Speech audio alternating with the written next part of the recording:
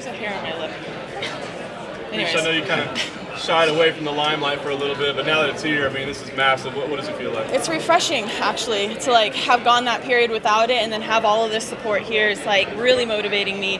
I feel like I have a ton of energy. I'm super excited for Saturday, and I don't know how to like put it into words. Like I just want to jump around and like yay! Like I'm just so excited about it. I'm pumped to be here. You know, this is an opportunity I can never take for granted. Like after having the title shot taken from me, like I am fully enjoying this moment. I'm so ready to get in there Saturday and get this done. Miesha, you guys are the title fight. Should it be the main event, you think, rather than the co-main? Well, you know what? The thing is that Conor's still a champion. He still is a champion, and even though it's not for a title fight, he trained for five rounds, and I'm okay with it because I think that our fight wouldn't be getting as much publicity if it wasn't for Conor anyways. So I'm fine with it, and that fight's going to be an amazing fight, something I'm really looking forward to, so, you know, I'm okay with it. Miesha, you talked about having the title fight taken away from you. There's kind of a story leading up to this. You had your battles and you did the media stuff, but now you're sitting here with another title shot. What did you learn from this whole experience, and how were you a changed fighter and a changed person, I guess? I'm just more appreciative, you know. It's not every day you get a title shot, you know. I'm one in 2 women in the whole world that's fighting Saturday night for the biggest promotion in the UFC and MMA, and man, it's like how could you take that for granted? You know, I just have a whole new appreciation, a whole new perspective, and I understand like this is a big opportunity for me. Speaking of appreciation, does it kind of feel like your last shot because you've been in this purgatory before? Does this feel like a do or die for Miesha Tate? Yeah, in a way, you know, there's no guarantees that I'll ever get another title shot at this point, you know, so it's like, it is a do or die. It's like March 5th is my date. It's the only date that matters to me. Nothing comes after that. It's all my focus, and it's just tunneling in. It's like this funnel vision, and I'm feeling super energetic, but super focused, so I've never felt better leading into a fight. Now, you've been in some big fights before, obviously the 2 Ronda fights, and you're a veteran of the sport. How does this one feel different? McGregor, a new champion at home, how does this feel different for you? It's very lighthearted, you know. It's like Conor's hilarious, so he obviously keeps things really lighthearted. I'm always laughing whenever we're engaged in something like that. And now that we have Nate in there, it's funny because like we have those 2 flipping each other off, and then Holly and I are like making each other friendship bracelets. So quite a bit of a contrast to your last championship. Yeah, a bit of a contrast to say the least. So I mean, we're having a good time with it. I'm taking it all in, and man, I feel like I'm harnessing my inner beast, like with all this positive energy and feeling so good. It's like, man, I just can't wait to flip that switch. It's like usually the happier I am going to a camp, the more vicious I am when it push comes to shove. Did you form a friendship? Yeah, absolutely. I mean, not like a super close bond. We didn't like, you know, plan any tea parties afterwards, but no, she was super sweet, super nice. I have nothing but great things to say about her, but I mean, everyone's kind of wondering like, oh, if you like someone, does that make it harder to fight them? Absolutely not. I didn't get into this sport because I wanted to fight people I hate. I got into this sport because I wanted to fight the best in the world. That's all the motivation I need. She's the champion, she's the best in the world, and I've got to try to take that from her. So my focus is that, and that's what it is. Miesha, when you envision this fight, how does it play out? What round do you win in, and via what method? Man, it's hard because I've envisioned this fight so many different ways. Like, I've envisioned myself knocking her out. I've envisioned myself like kicking her to the body and finishing her. I mean, I've envisioned the craziest things, and the only common denominator is that I'm always the winner. You know, and I enjoy that. I absorb that, and I'm ready for that. But no, I can't give any specific fight predictions because you never know. That's the awesome thing about MMA. You don't know how it's going to go exactly, but I can promise you I'll win on Saturday. That's about all I know. Miesha, a few months ago, you were pretty down because you didn't get the title shot that was promised to you. How low did you actually get? Was it a pretty dark place at that point? Yeah, it was really sad. Man, yeah, it's been quite character forging. I'll put it that way. You know, it was pretty disheartening and pretty hard to get through, but the thing is that I realize now in this moment that those lows are there so that the highs are better.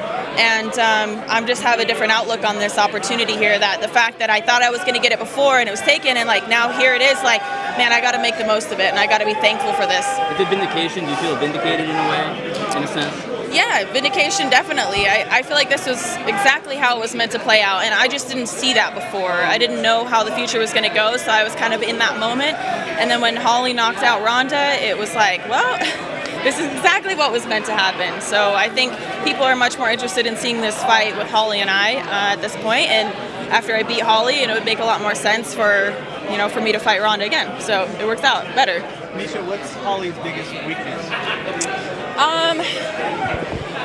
I mean, I have to think that her ground game is probably her biggest weakness, but I don't know, because nobody has really been able to take it there. So we'll find out on Saturday. I think that Holly's chin might be a little bit suspect too. I have seen her wobbled a couple times from some punches that didn't look like they were anything more than I could deliver. That's for sure. So I think that's a little bit questionable too. The thing is, she's great head movement and great footwork. So landing a solid right hand, I think, could definitely put her down. But I gotta put it in the right place at the right time. Cameras, let's put let's back up just a little bit. Have the writers come on in for a few minutes. Hi. It sounded like a guaranteed victory on stage.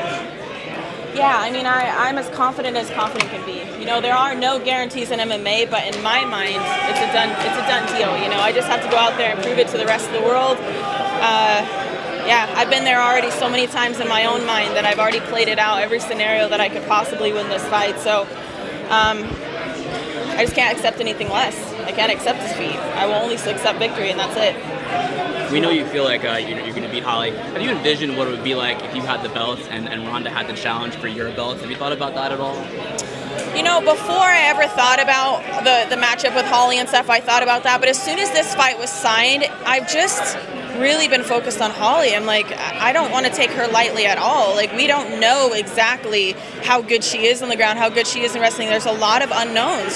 She's kind of a dark horse in a little bit in this. I do know what she's exceptional at, and I'm prepared for that. But I also have to be prepared for what I can't, know, what I don't know. So I've been preparing for everything. I feel like I've been preparing for this moment for a long time, and I've fought a lot of different styles of fighters. I've fought many, many great strikers over my career. Typically, I've been the grappler versus a striker, and I've done very well with that. So I like the matchup, and I love the fact that she's a southpaw too. The stance doesn't bother me at all. And I know that I have a lot of tools on my tool belt. I've been doing this for a long time. I've been doing contact sports for almost half my life. So it's quite a bit of time to put into this to let this moment slip away. So I will do everything I can within my power to be the champion on Saturday. You may not have the personal angst toward Holly that you had toward Ronda, though. How do you adjust to that?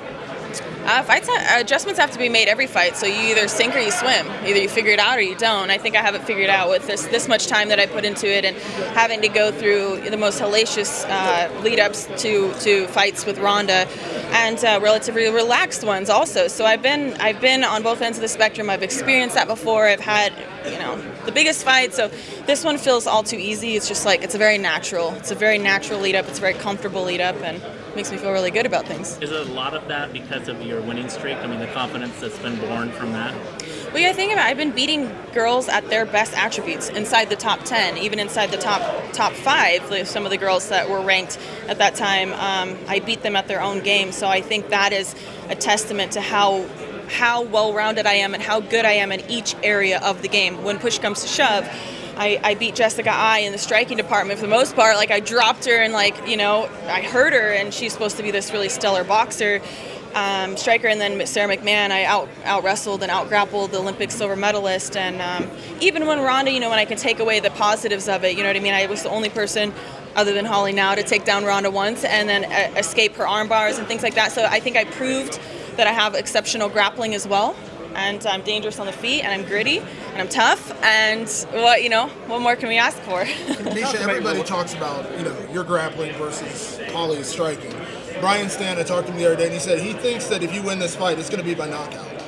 Interesting. That's the first prediction that I've had that, but I think he's right on spot. Actually, I think that couldn't be too far off.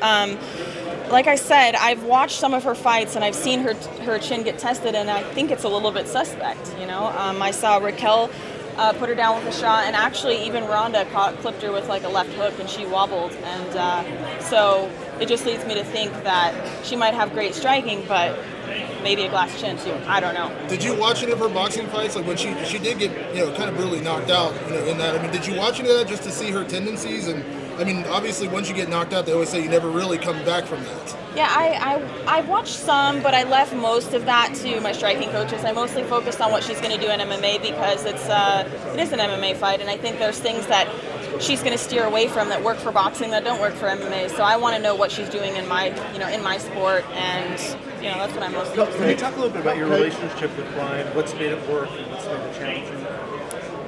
Hello.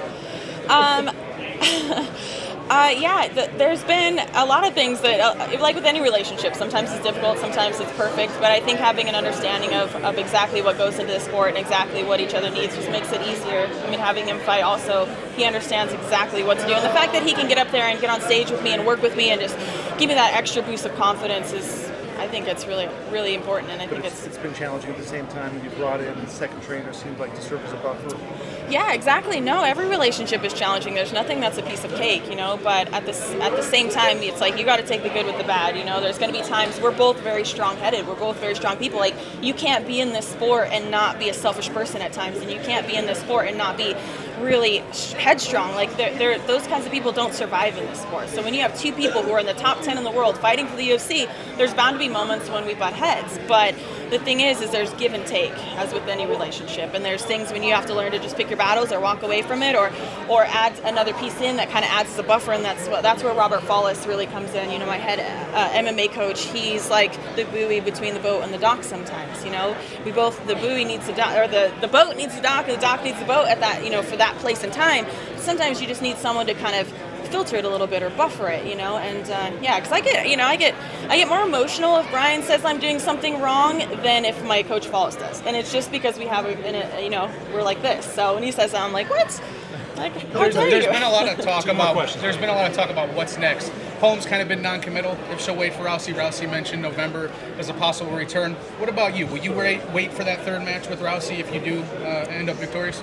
Right now, there is no other match than Saturday. That's it. There's no looking beyond this. I don't know if Ronda's ever going to come back, and I can't bank on what's next when I have to accomplish this first. You know what I mean? If she doesn't come back, will you be okay with that? Not getting another shot at the person who, gave it to you twice, gave you 2 losses?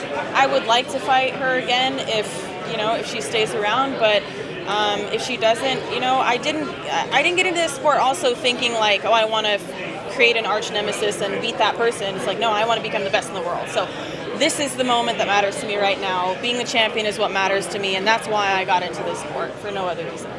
Okay. Thanks, man. Can I just ask, excuse me, white-haired gentleman, sorry. Can I just ask you, what difference has it made to you having a male sparring partner who's southpaw coming into this contest? Has that been the most important part for you in the build-up?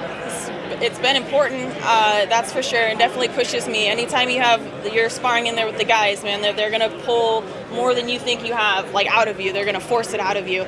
And Travis was an amazing, amazing sparring partner for me this whole camp. A phenomenal striker, a phenomenal southpaw, mimicked her perfectly, and I feel like that was really key in my preparation. And do you think she will try to mimic what she did against Ronda against you? Well, if she could, I'm sure she would, but... I mean in terms of moving and dancing and using the entire octagon to stay away from you. Well, she has great movement, so I imagine if I force in a reckless way, then she's going to have to run in that reckless way, but it all depends on how I move, and I think that I dictate that. If I'm coming running at her, yeah, she's going to do that, but if I have a change in strategy, that could definitely change things, and Holly's a very precise and clean striker and a clean fighter, and I think I'm a messy fighter. I think I like to make things messy, and I will.